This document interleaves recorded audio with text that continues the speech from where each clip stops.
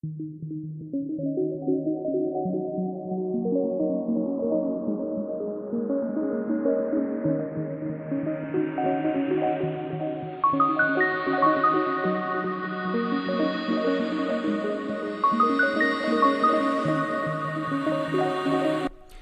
welcome to the Filan Foundation for Mental Health. I'm your mental hygienist, Morgan Rector.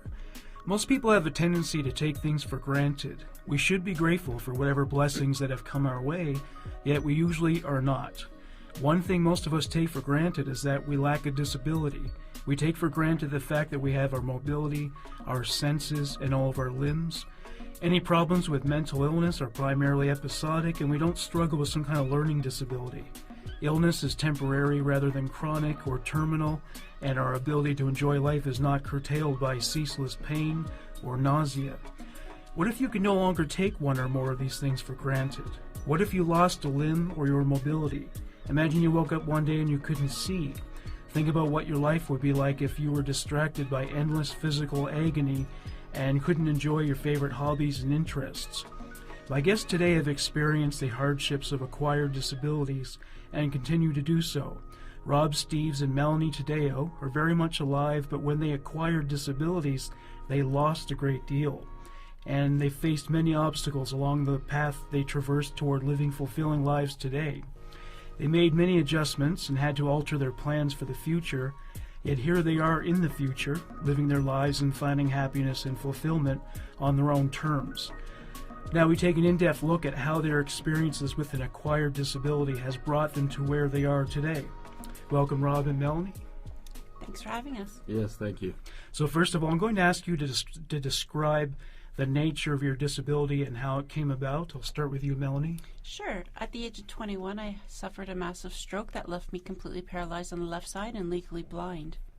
And Rob, how did yours come out? When I was 16, I was in a car accident that basically, without going into the long story, left me paralyzed from the waist down.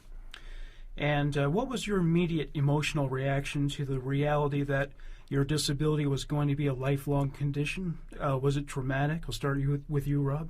Well, when I came to, because after they did the number of surgeries and that, they had me doped up on a bunch of morphine for like a month and a half or 2 months or whatever. Anyways, when they weaned me off of it and I finally came to, my parents told me that I was paralyzed from the waist down and I couldn't talk at the time because I had a trach in. So I just basically wrote on a piece of paper, yeah, I know, so what? I just accepted it from the beginning because there was no point in doing anything else and, whining and crying about it. It is what it is, and I just carried on.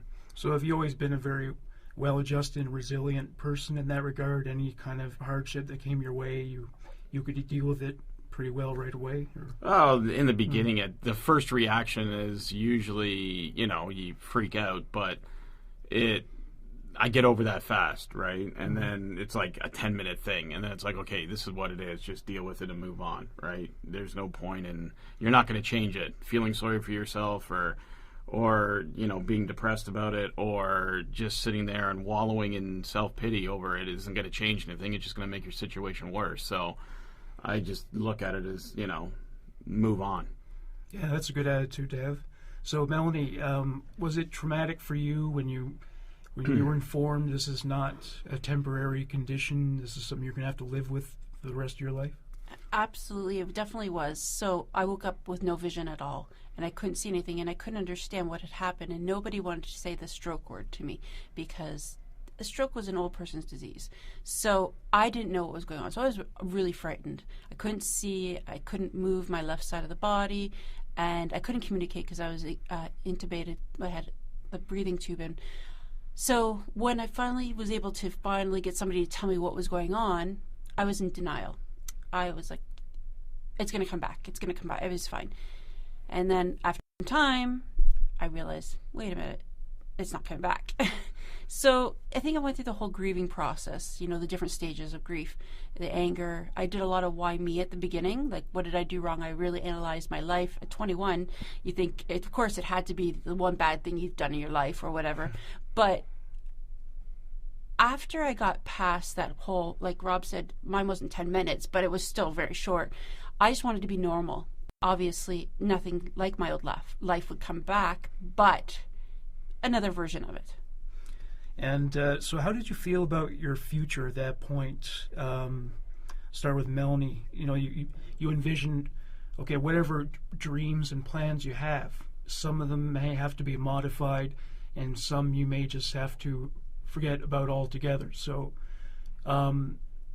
walk me through the process of reconfiguring your plans for the future at that point. Well, I always joke around and say I had stroke brain. So what I mean by that is you think you can do everything you used to be able to do, but really you can't.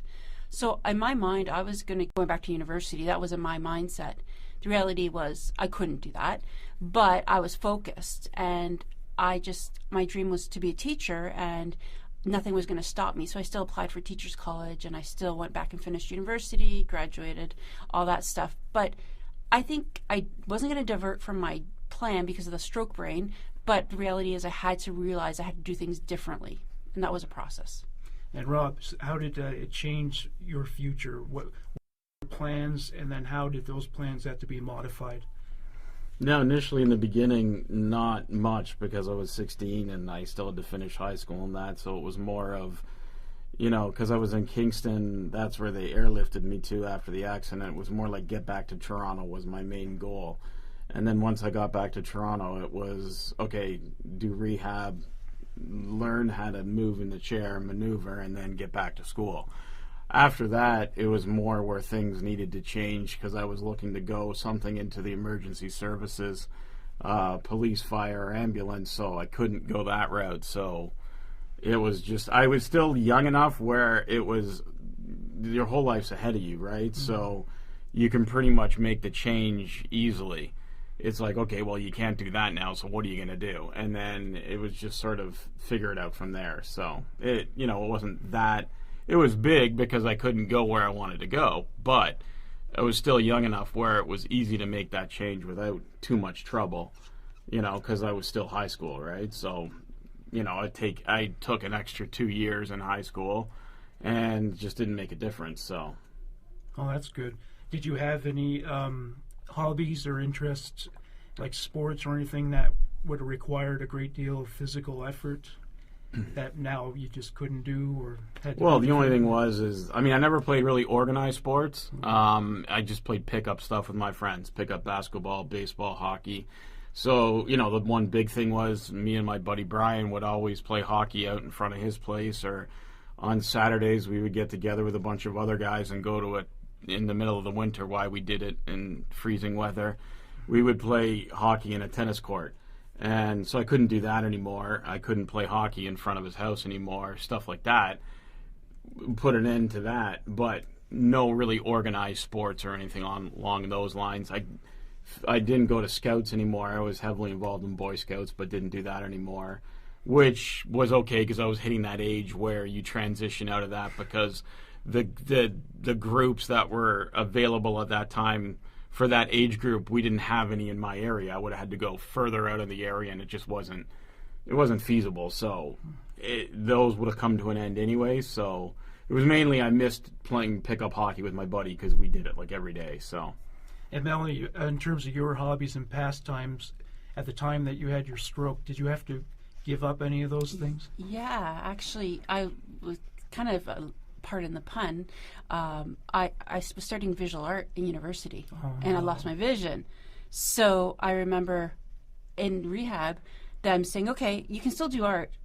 I used to draw and I used to paint. Here's a sketchbook. Draw this life of a vase with flowers. And I tried, and it was the hideous thing. It was so disproportioned because I couldn't see out of my left eye, and everything didn't look real. And I was heartbreaking. And then my art teacher from high school came and she put a slab of clay in front of me. She's like, go ahead.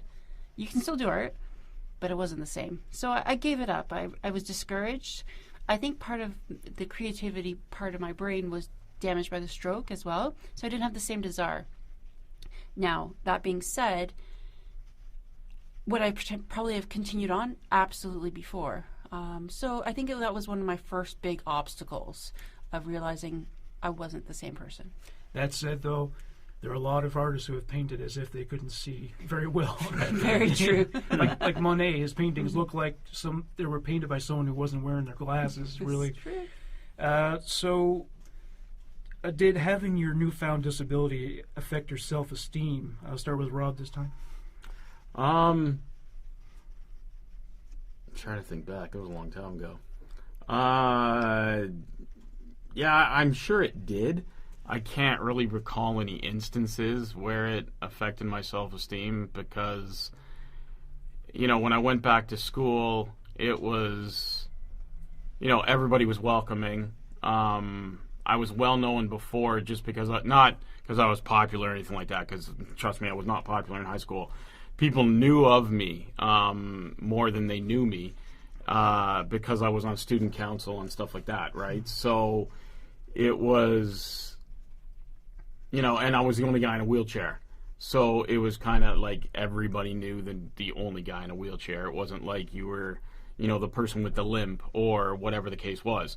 So everybody was encouraging and the teachers all knew me and everything like that. So going back, it was helpful from that point of view because once I got back into school, everybody was just so welcoming when I got back. And then I just jumped back into, I had the swim team I was on before, so I couldn't do that anymore. But they still wanted me out poolside at, the swim meets and stuff like that, cheering the team on. So I had a good group of friends that were welcoming when I went back. So I'm sure the self-esteem was low, but it was tough for it to be low just because of the way everybody around me was. And then the next year I just jumped right back into student council and ran with it as I did before. So yeah, you were lucky to have a very supportive environment like that. Yeah, definitely. So Melanie, did your experience acquiring a disability affect your self-esteem at all? Oh, definitely. So 21, a woman, the next stage of your life is to get married and have kids, have a family. And all of a sudden now, I was in a relationship when this happened, but when that ended, it's like, how am I going to meet somebody? How am I going to, you can't go to a bar and make eye contact anymore. Not that I want to meet my significant other in a bar, but again, that whole, how do I look, not being able to do my makeup, stuff like that. That was a big change for me because, of course, as a young woman, that's very much about what you wear, what you look like. And again, because of the weakness on my left side, I wasn't able to exercise the same way as I would have been. So the weight went on, and the insecurities are there. Nobody's going to want to marry somebody with a disability. Nobody was going to do, just those. I think any woman would have an insecurity, but then having this added point on. But then I realized, like Rob, having a very supportive environment with my family, my good friends, that really, truly anybody would be lucky to, marry me just for who I am as a person. It's not about what's on the outside. It's just being a good person. But finding that right person that can deal with being married to someone with a disability is also another thing. But so yeah, self-esteem was definitely affected. And speaking of your family, how did they react initially when suddenly you've lost your sight and it turns out you've had the stroke, and this is presumably not something that's happened within your family before at all. No one's had an experience like that. So how did they react? How did they adapt to the situation? It was really interesting. My parents were devastated, of course. Nobody wants to see their child hurt or go through anything. My dad blamed himself, which was not his fault, clearly. They went into survival mode. But my mom and dad became very overprotective. They wanted to guard me from any other trauma. The reality is they had also, suffered as well along with me. I have 3 younger sisters, and it all affected them all very differently. The one that was closest to me in age took on the big sister role, and she was really good, and she made sure I had everything I needed. But you could see there was some resentment because I was getting all the attention. But she didn't let it get in the way. She just did what she had to do. Then the second sister hated me. She told me, "I hate you. You stole my sister," because that was her way of coping. I was a different person. And it took us a number of years to get over that. And then my baby sister, who was 11 at the time, just wanted to know what happened and how she could help me. And she was so unconditionally loving and we're all very close, but it hit everybody differently. And my dad's way of coping was to work all the time. My mom's was to hover. My sisters were either help too much or just stay away. So it was interesting. So the one who said that she hated you, do you think maybe she was jealous of the attention you were getting as well? Or? No, because my sister and I were very, very close before the stroke. And I was the cool sister that used to drive around in a cool car and listen to cool music. And now I couldn't drive, I couldn't see, I didn't want to go anywhere, so I couldn't do all the things I used to do. So to her, I had stolen the old sister away. So, of course, it was natural to her to hate me. Oh, I see. And Rob, your family had to completely readjust their lifestyle now that you had certain mobility needs. So how do they react to this new situation? I only really saw for the first part my mom because, like I said, I was in Kingston, so my dad had to come back to Toronto to work, and my sister had school, so I only saw them on weekends and stuff like that. But when I finally got back to Toronto, it was, there was obviously adjustments there that needed to be made, but it wasn't. My dad worked a lot to begin with before. He worked a lot afterwards. And then my sister, she adjusted, but she didn't totally adjust because she kept leaving stuff in my way and would leave stuff on the floor. And, it got to the point where I'd come in and her shoes would be there and she wouldn't put her shoes, so I'd just chuck them down the basement or throw them out on the front lawn because I finally got fed up. And I said, my mom was the same way. She actually left stuff in my way too. Now, it wasn't on purpose. It wasn't to try to trip me up. Well, I can't really trip me up, but anyways, you know what I mean? But it was just sort of they would come in, drop their stuff, and go along, right? Not put the shoes on the rack or whatever. So finally, it got to the point where I was just done with it. So when we had the addition built, as soon as you come up the stairs, there's the stairs that go down to the basement. So they often found their purses, backpack, shoes down the bottom of the basement stairs because they were left in my way. So I got fed up with putting them back, so I just chucked them down the basement stairs, and whatever broke. It wasn't my problem. So they were kind of forced to make that adjustment because they didn't want to have to go down the basement every single time they wanted to find their shoes. So there were adjustments there that needed to be made. Outside of that, my grandfather was the same. He was quiet and just, stayed out of everybody's way, and he just was just the same way before and after. And then my grandmother was kind of the hovering type, and all the other family members were like, oh, if, it was a family get-together, it's like, oh, well, we got to get Rob this, we got to get Rob that. My mom would just sit there and be like, let him do it on his own. Just, he wants food, he can go find it, because that's the way it was, right? It wasn't, I didn't want people, everybody wanted to push me like it was, some toy, and I'm just like, I would get angry because they wanted to push me. So it was things along those lines, but they eventually adjusted, and they knew not to touch me and everything like that, and just leave me to fend for myself. And if I wanted help, I would ask for it. So, yeah, my mother has a physical disability. She's also has compromised mobility. She uses a power chair to get around. Excuse me. And what I found as I had to adapt to this was that, in a way, her disability became my disability too by default. In terms of, if we're going to go somewhere together, there's things that I can't do just because she can't do them. So did that affect the dynamic in your family as well? Not really, because we really didn't go many places to begin with. The biggest thing was going to church because it wasn't accessible. We didn't want to change churches, so my dad had to take me up and down the stairs and stuff like that. That was really the only big change. Which once we figured out how to do it, the easiest way, whether it was the right way or not, it was the easiest way, then it wasn't a big deal, In the beginning, it was a little bit of adjustment. It would take us a few minutes, 5 minutes to get up the stairs or what have you.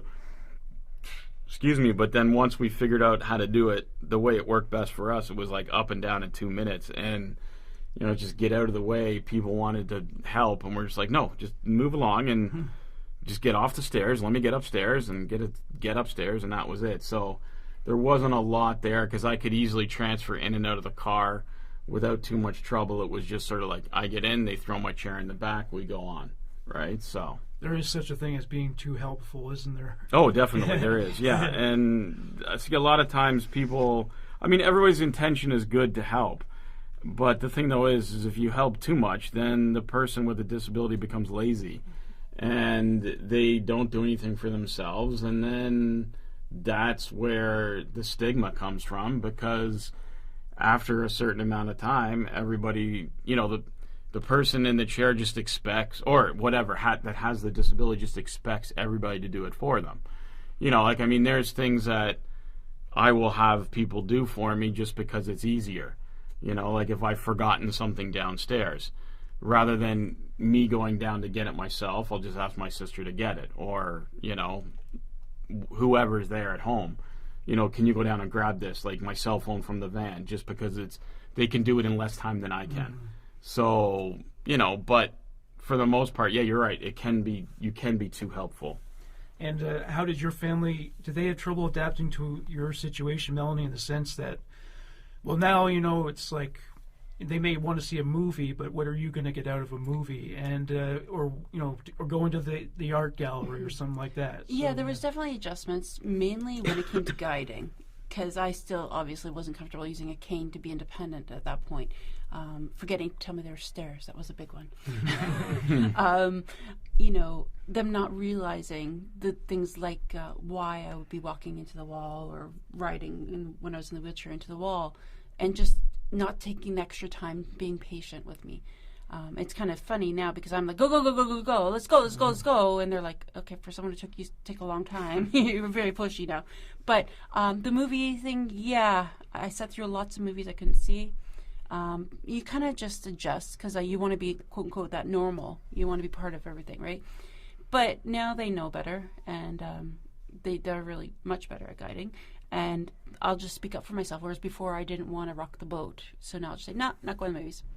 Yeah, I've heard of this phenomenon. A lot of people with disabilities feel like they actually have to be accommodating to the people around to a certain degree. Like, there's a comedian named Robert Schimmel. He had a son that passed away. He had cancer. And this boy was very ill, but yet whenever his family came in, he made sure to smile and be perky for everybody, and they didn't expect him to.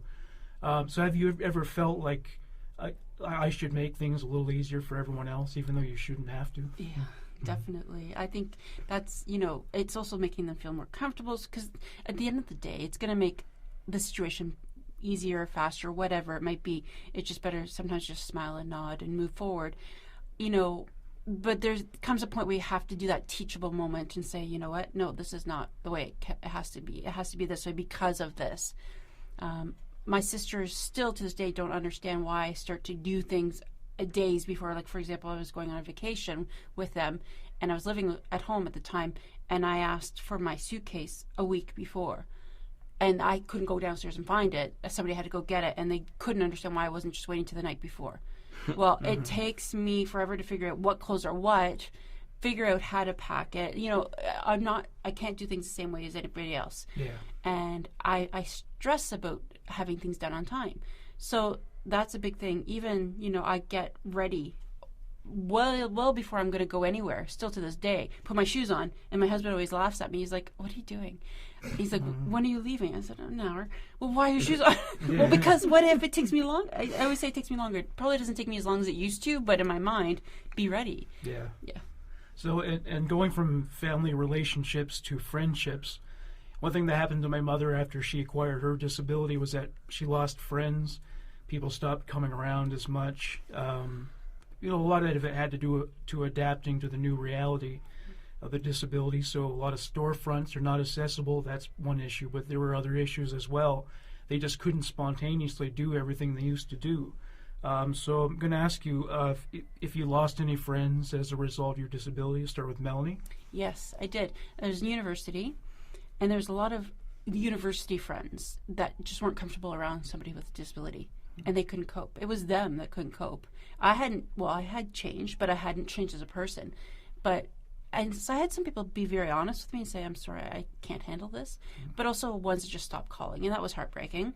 But my good friends, like from high school, elementary school, they stuck by me. I have like 3 really close girlfriends and a couple of guy friends. They've stuck by me no matter what. And they roll with the punches. Yeah, things change. I have to plan a bit more because of accessible transportation, or they have to come get me. I can't go wherever they would go usually. So those things have changed, but they've been really great about it. Oh, that's good. And Rob, you were in high school at the time, and you said, so it was a very supportive environment, but did it affect any of your friendships at all? Well, it did. Well, it was weird because it was shortly after the accident was a transition time anyways, because I was grade 11 at the time, and then there was 1 more year left, and then, people were moving on to college and university. So there were some friends, like swim team people that I hung out with before, that we used to have swim team parties like almost every Saturday and stuff like that. Those people drifted away. But again, they were more the older ones that were on the team. So I think they would have gone away anyways because they had left. They were, grade 12 OAC, well, grade 13 at the time, which doesn't exist anymore. But some of the people that went through school at that time will know what I'm talking about. They would have left anyways. My one good friend, Brian Anderson, he stayed with me. He went off to university. We're still friends today. He lives out in BC now. We still talk. My other good friend, Brian, the other Brian, because there was 2 of them, which got confusing. But we're still friends today. But it was weird because they left school, and they were the 2 that I mainly hung out with. When I came back after the accident, I didn't hang out with them like I did before because they sort of moved on to other friends as well. And some of the friends that they ended up becoming friends with were ones that we were kind of enemies. I was not an enemy, but we didn't get along. And they made fun of me and stuff like this before, which was kind of weird that one of them became friends with those guys because they didn't like him before either, but then they liked him. I don't know, it was weird. But then because I was still in high school, I developed a whole new group of friends, which we're down to 3 of us now. There was probably about 8 of us or 10 of us back then, but now we're down to 3 or 4 of us now. But that's just everybody moves away and stuff like that, right? So it was a weird time. I did lose some friends, but my main ones, the 2 that I mainly talked to, they stayed, and so that was good. So you find out where your real loyalties lie. Absolutely. Yeah, I mean, I expected to lose people because, I didn't expect anybody to stick around, to be honest with you. Even my friends, the 2 Bryans, even though I had known one of them since kindergarten. I mean, we were enemies in elementary school. We fought every day, literally fought. We spent more time in the principal's office than we did in class for 2 years. But then we became best friends. I don't know.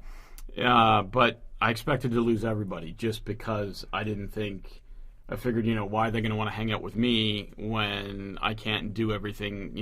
I can't play soccer. I can't play hockey. So I expected to lose anybody. So it was a surprise that they stuck around. Oh, that's great. We touched on this lightly earlier, but what impact did your disability make on your career plans, starting with Rob? Well, again, like I said, I was planning on going into emergency services, so then I had to revamp everything. I really had no idea what I was going to do. But then people are like, oh, you got a good voice. You could go into radio. Thankfully, they didn't say, you have a face for radio. You should go into radio. They did the more positive angle. So, that's sort of where people said it to me. Enough people said it to me that I thought, okay, what else do I have to do? I don't really have any other talents. There's nothing really that interests me. So let's try the radio thing. So I applied to college for that. And then just sort of went down that route. Didn't end up getting into what I wanted to just because of medical, but it was something, right? So. And Melanie, how did you have to adjust your career plans, if at all? Well, I'm still a teacher, which is good, but I planned on being a visual art teacher.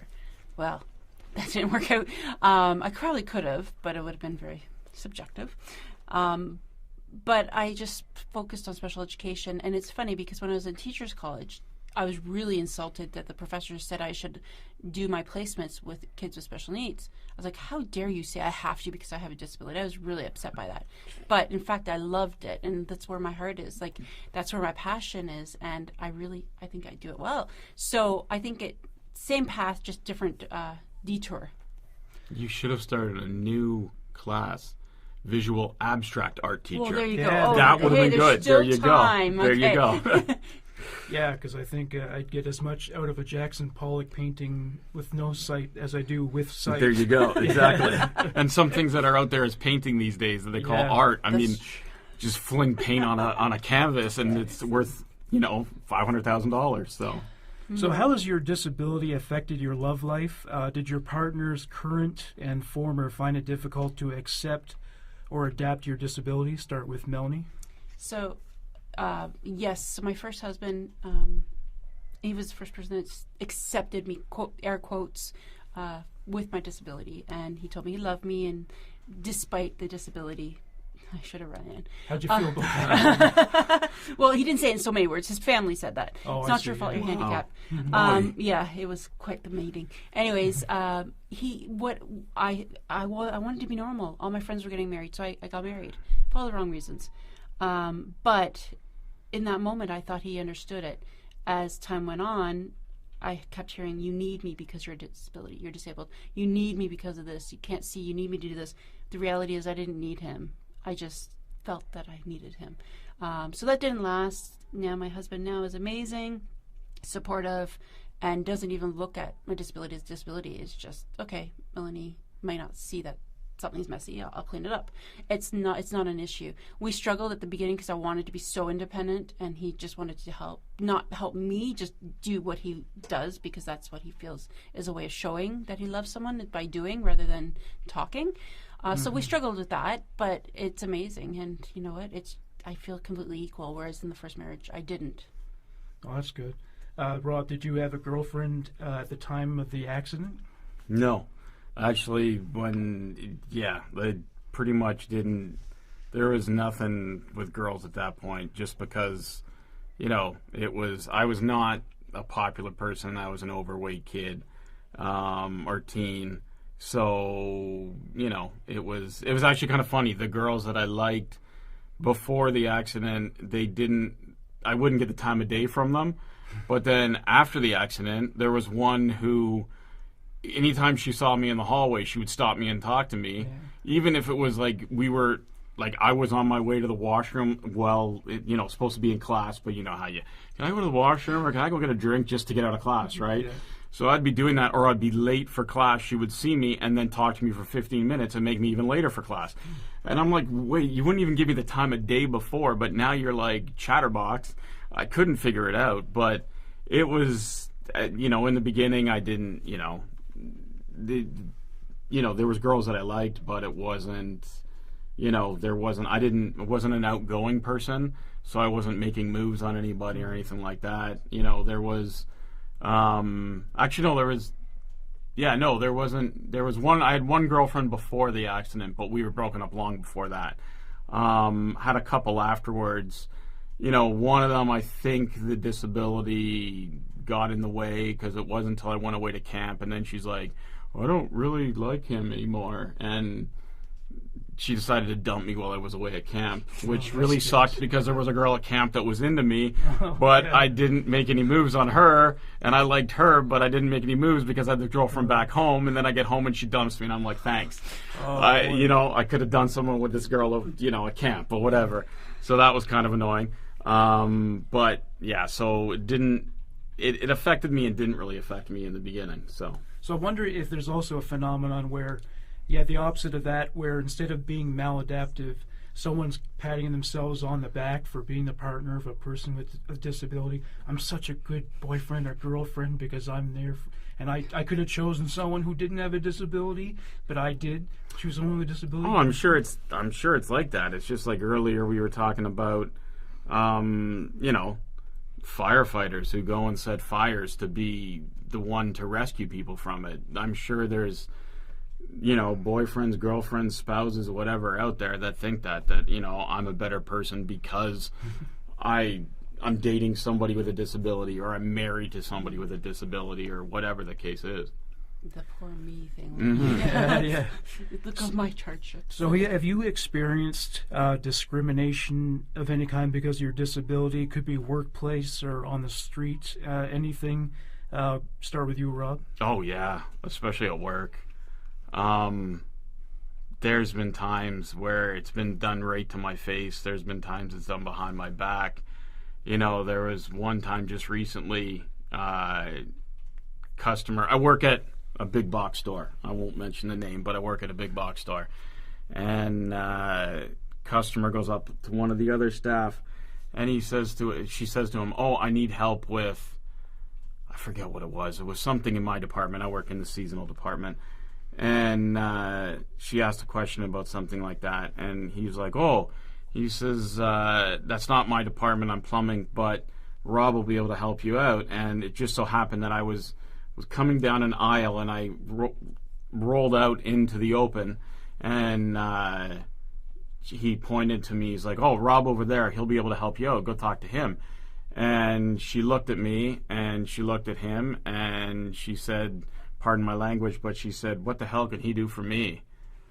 And this guy, his eyes got big, and he didn't care about, he was a manager actually too. He didn't care about customer service. He was a former manager. He stepped down from the position because of health issues and that, but he just ripped this woman to pieces. Mm-hmm. And, you know, the customers, and when he was done, you know, she walked away. She came over. I didn't know about it at the time. She came over. She asked me for, you know, "I'm looking for this." I gave her the usual level of customer service I give anybody that's nice to me. And she walked away happy. And then he came up and he told me, and I was like, "Yeah, if I knew that." I mean, actually, I still would have given her good customer service just because I would have thrown it in her face. But, you know, even the customers afterwards were like, you know, "Thank you for doing that," because that was rude of that woman to do it.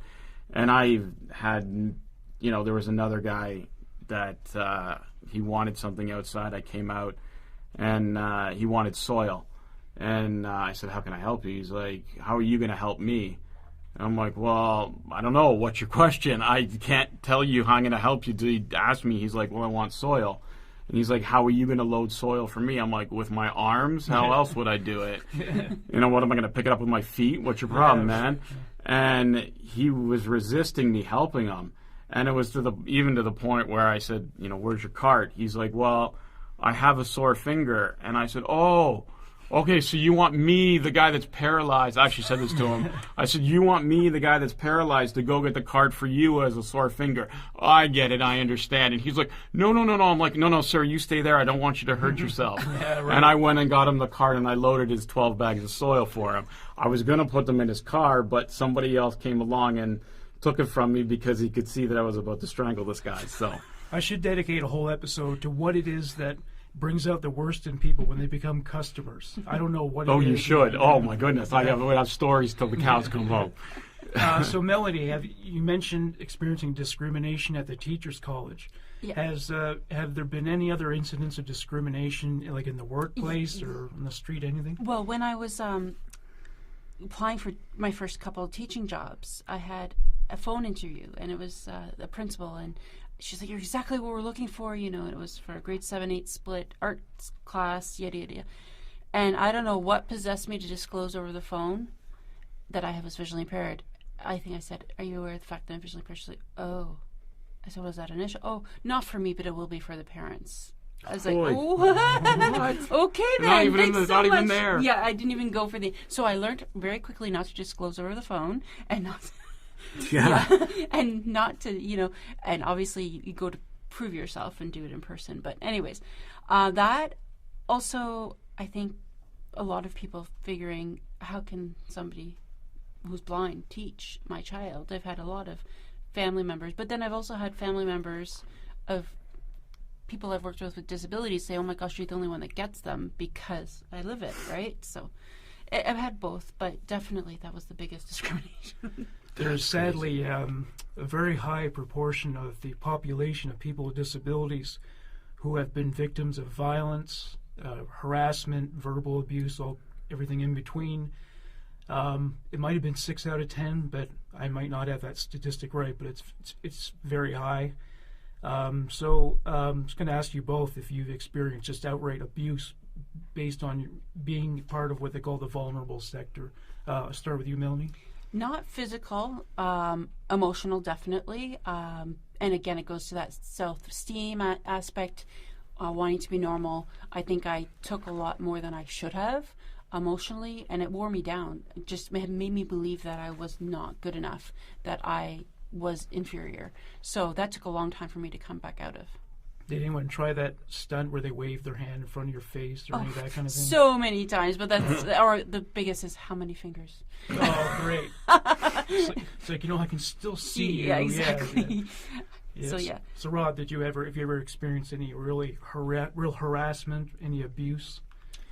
Not abuse from like an abuse point of view. More of when I'd be horsing around with somebody, they would take advantage of the fact that if they got behind me, then I couldn't respond to it. Sort of like, well, she's my wife now.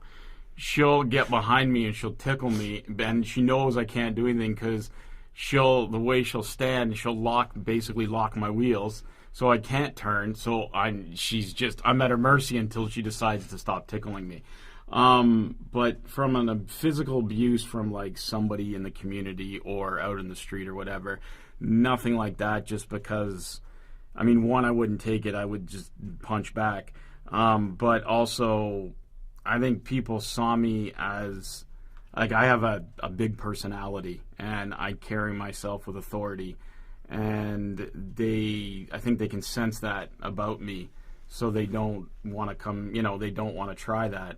The other thing is, I've had it from an emotional side of it, where I went to a prom once and it was on a boat, and people had to help me get on the boat and then get up to the level where the dance floor was. And then later on I heard that, I ruined their prom because they had to help me up and down the stairs.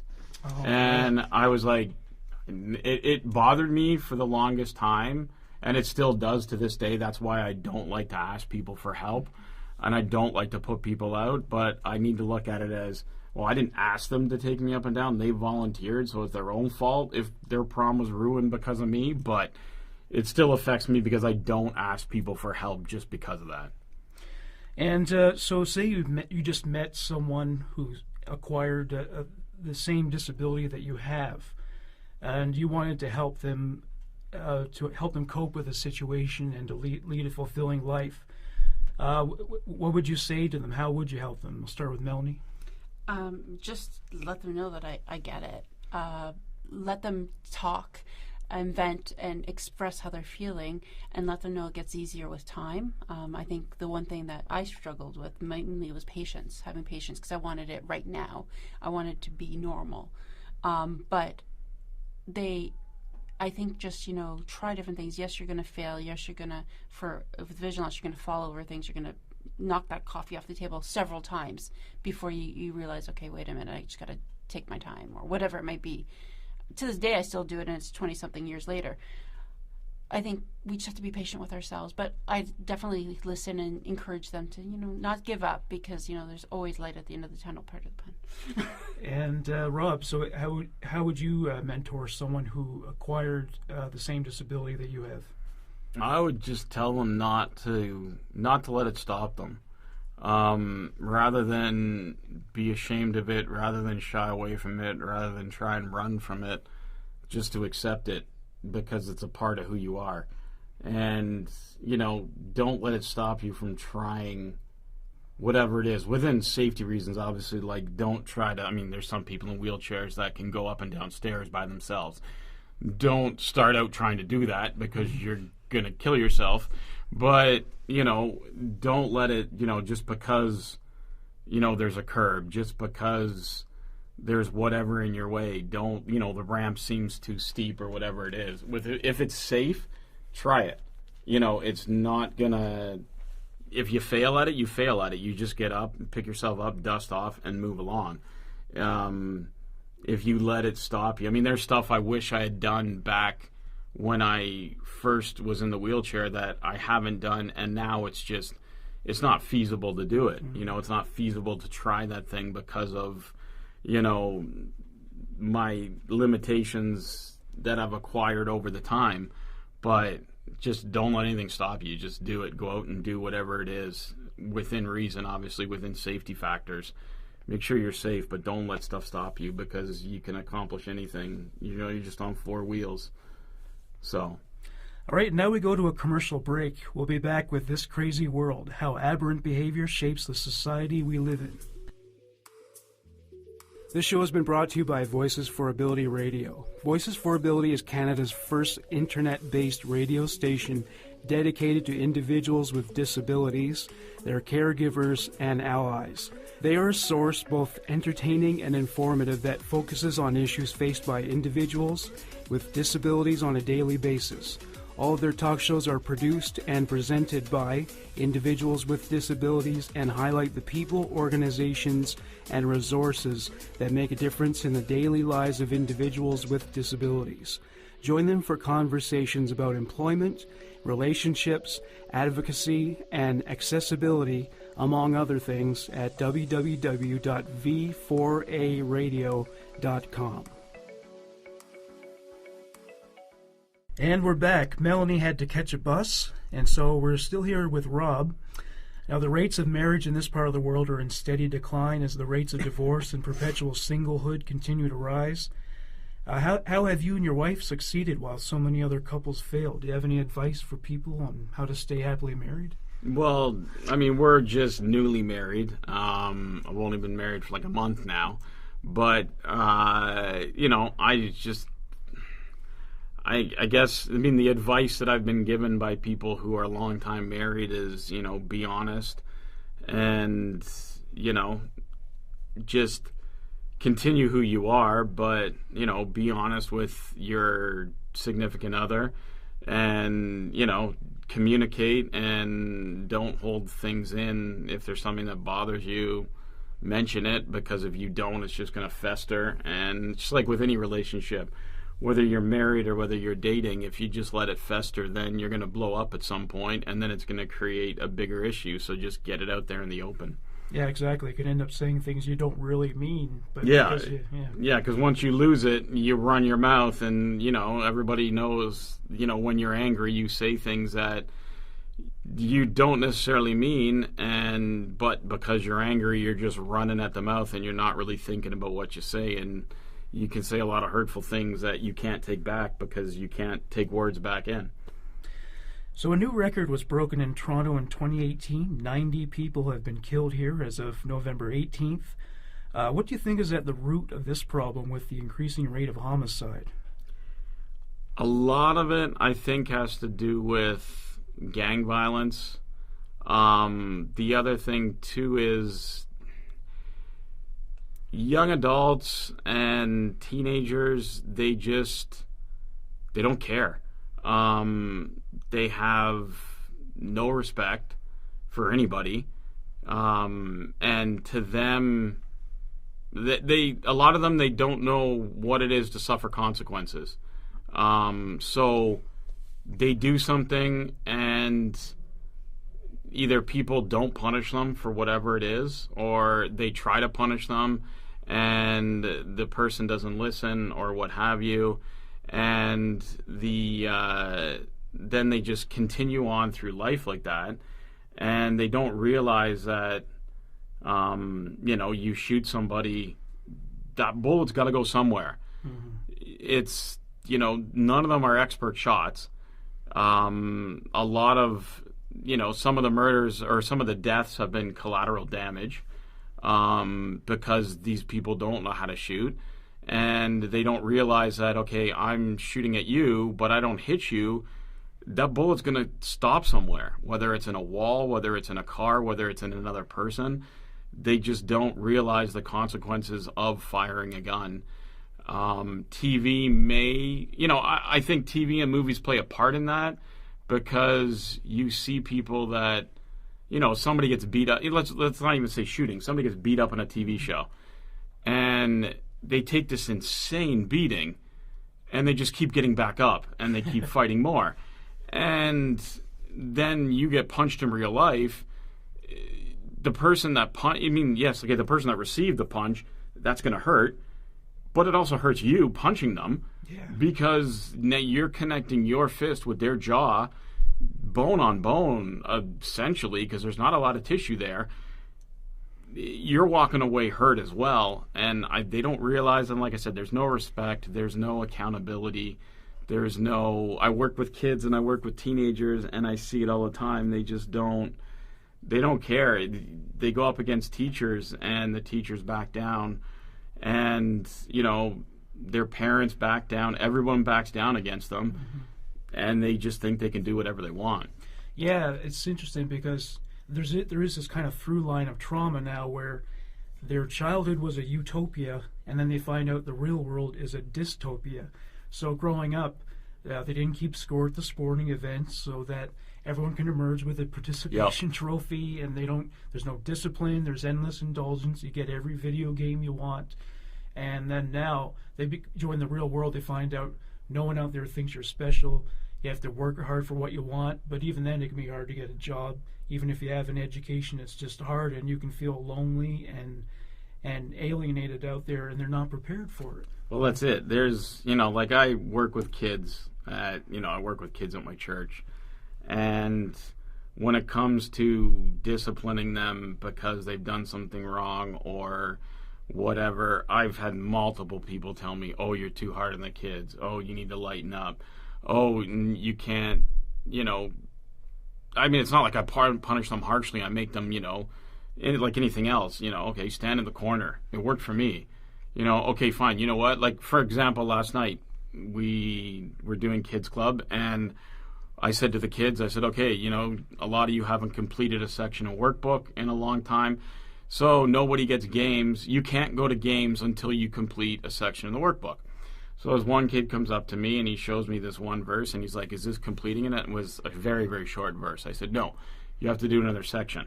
So he says, "Okay, fine." So he goes away, comes back, shows me another section that he completed. So I'm like, okay. I flip back 2 pages. He skipped a long section. So I said to him, like, "You can't skip this section. You got to memorize this thing, and you can't go to game till it's done." Kid, he didn't get games because he didn't memorize it. He didn't like me the rest of the night. And other people would have said, "You're being too hard on him to make him do it." And I just basically said to him, "Look, you tried to cheat me. No, it's not going to fly that way. You might get away with that at school, but you aren't going to get away with it here.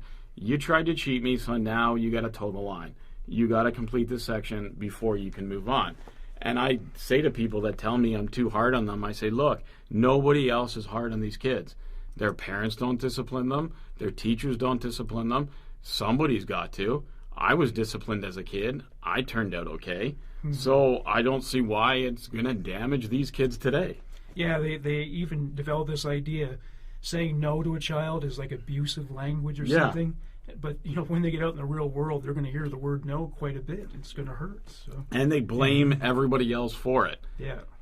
Yes, okay, there's a large segment of the population who they are underprivileged and everything like that. But, again, I know a lot of people who went to university, who graduated with a degree in whatever it is, and they still can't find a job. So it's not like them having gone to post-secondary school has helped them, because they can't get a job in the field that they graduated from because they're not qualified enough.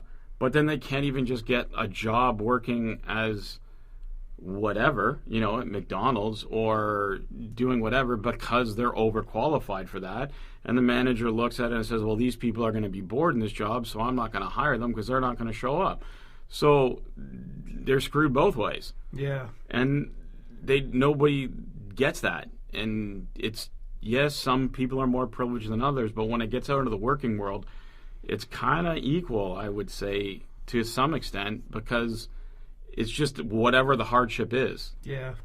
And ultimately merit always rears its ugly head. Well, depending on your point of view, we would see it as ugly, but everyone eventually finds out who has the most talent, and at the end of the day, I find doesn't matter what their race or gender is, there's always the person who is the most appropriately qualified. Exactly. So they get promoted. So you hope, except if they yeah. kiss butt and then they get promoted because they kiss butt. But that's a whole other thing. Oh, that's a whole other issue. Yeah. So a scandal that broke in Toronto during the last few days is the incident at St. Michael's College School that consisted of a student being held down and sexually assaulted during a hazing ritual. So what are your thoughts on this? I mean, clearly this kid is going to be traumatized for life. I mean, this kind of incident would normally just happen in a maximum security prison, like San Quentin in the States. So, I mean, isn't it strange that this happened at that kind of school? To that extent, yes, I think it is. To the extent that there was hazing, period, no. I mean, you just got to look at what you create. First of all, you're putting a bunch of teenage boys together. That's a bad idea right off the start, because teenage boys do stupid things. You know, it's anybody can admit it. I can think of dumb stuff I did when I was a teenager. Yeah, me too. And, you know, I should have been dead 10 times over just because of the stupid stuff I did. But not only that, I mean, you say things, once you get in that mentality of a group, you feel like you have more power than you actually do. So, of course, you're going to say and you're going to do things that you normally wouldn't do if you're by yourself. So you're putting all these boys together. In some situations, they're not being supervised, like in locker rooms and stuff like that, because you can't have the coach wandering around, because that's just going to look creepy, and people are going to question that. So you're there, you're unsupervised, so stupid stuff's going to happen anyways. But then on top of that, you're putting a bunch of jocks together, and you're putting them with kids that aren't jocks. And I'm sorry, jocks have a tendency to pick on people that are not jocks. Sure, yeah. And it just depends on the group of athletes as to how bad they are. You know, everybody hears about the football players, how they're the worst, but, you know, hockey players are just as bad. Baseball players, they have their own component too. So when you're mixing all boys, athletes and non-athletes, the athletes are going to pick on the non-athletes 9 times out of 10. Of course, I'm generalizing here. Mm-hmm.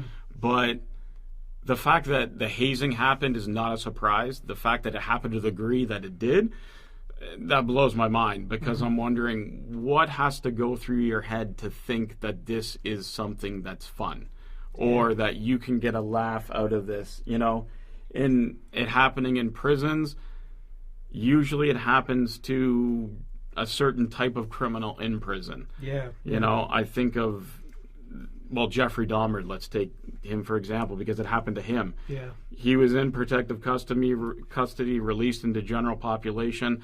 Within a day, that's how he died in prison, was because of the same thing they did to this poor teenage boy. But what is going through your head to make you think that that's acceptable or fun?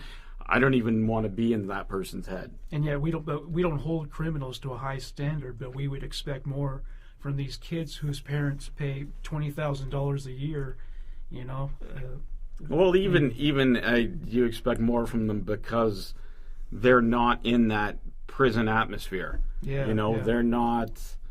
You know, usually the people that probably do it in prison are the ones that are there for life. So what do they have to lose? Yeah. They lose a privilege, or they end up, you know, in solitary for a month or 2 months or whatever, or they have another charge brought against them, but they're already serving a life sentence. So really, what is that other charge? What does it matter? It doesn't make a difference to them. They're still in jail till the day they die. So you would expect even just, the whole where they're coming from as family people, supposedly well-to-do families who, you know, you hope that they have a proper upbringing. Not only that, they should be civilized people because they're in society, but obviously not. Yeah, it suddenly makes me feel a little bit better about the little bit of verbal abuse I got in grade 9 in public school. Yeah, I mean, I was raped. I was made fun of through grade 9 and through 10 every single day I went to school, but that never happened to me. You know, the worst that happened to me is, you know, I got into a fight or two. Yeah, but right. that was it. You know, thankfully I didn't get assaulted like that. You know, that's horrible, and you know, all my feelings go out to the person that happened to, because I wouldn't wish that upon my enemy. Yeah, me neither. And on that note, I'd like to thank you for listening, and on behalf of myself and Rob Steves, thank you for joining us. This is the Filan Foundation for Mental Health. Bye for now.